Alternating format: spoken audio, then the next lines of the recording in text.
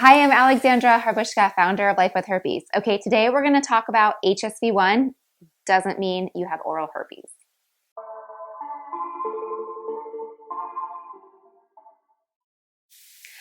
Okay, so as you know, when you're diagnosed with herpes, there's a lot that goes on, right? It's this like, oh my gosh, I have herpes.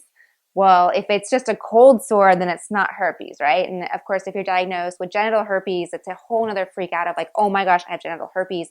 My life is over. Someone that's been diagnosed with both oral and genital, I can tell you it was both a very different experience.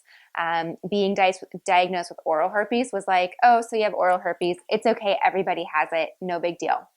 Like that was basically the message like, hey, I'm sorry you're in pain, but everybody has it.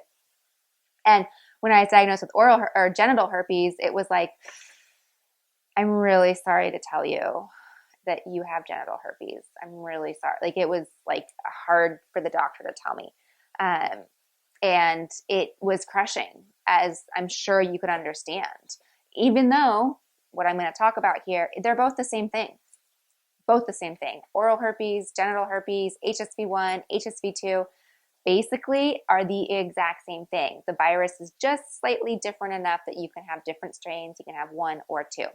But we're not going to get into the different strains today. What I really want to talk about, because I get this question a lot, if not once a day, multiple times a week, especially through my DMs, through Instagram and things like that, are people are saying, well, I was diagnosed with oral herpes, but I have an outbreak down there. Or, well, I was diagnosed with HSV1, but I've never had an outbreak down there. I only have it here. Or my doctor said I have HSV1, so it's obviously oral herpes. So I just want to kind of break some myths. I want to break it down. I want to do some explaining here so that you can know exactly what's up, so that you can take this information and, provide it to your partners and provide just so you know what's up, right? Education is power, and knowledge is power is really the right quote, but you just want to take control of it and know what's up.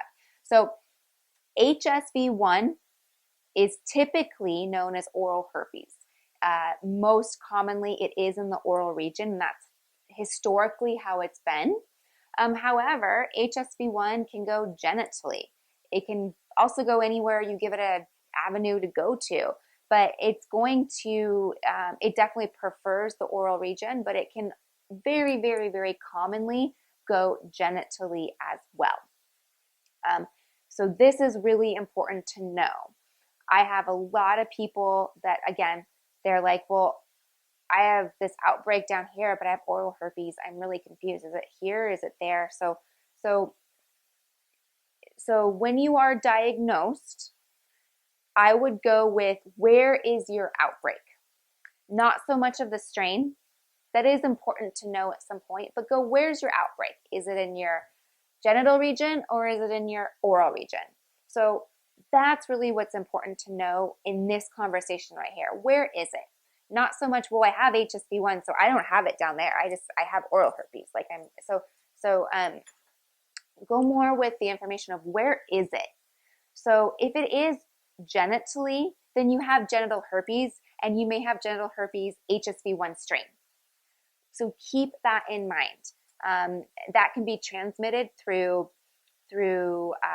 oral sex, vaginal sex, and anal sex.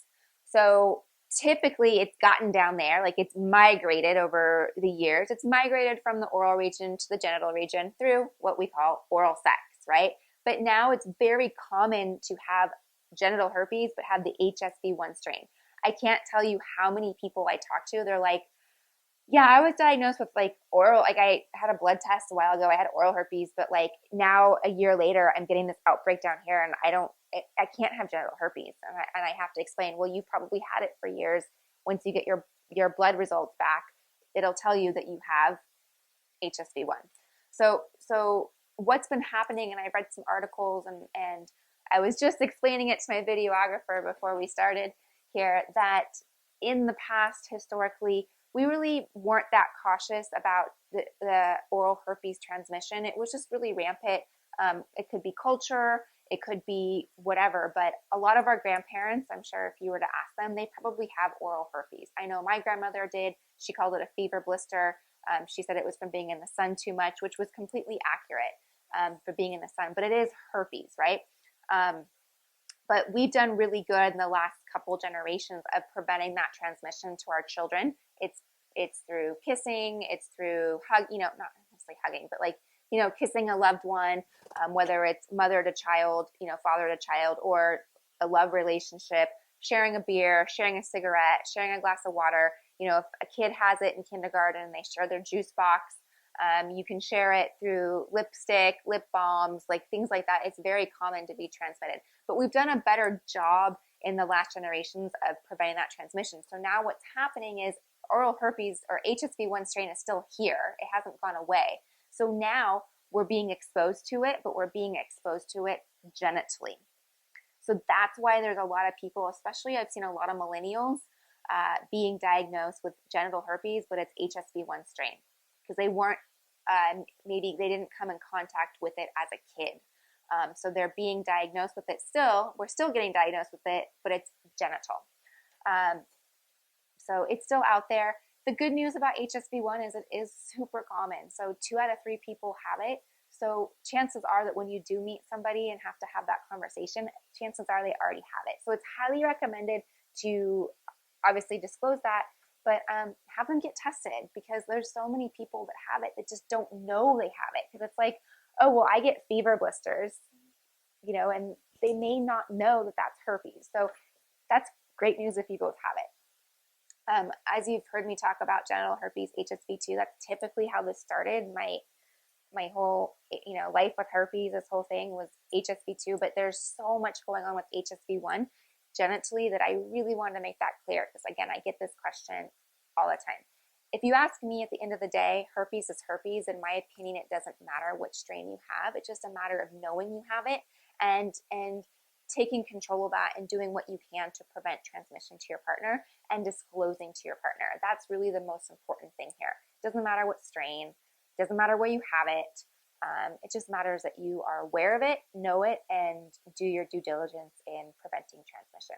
All right, if you have any questions, of course, let me know. If you need more clarification, or if you are in this specific situation, please let me know.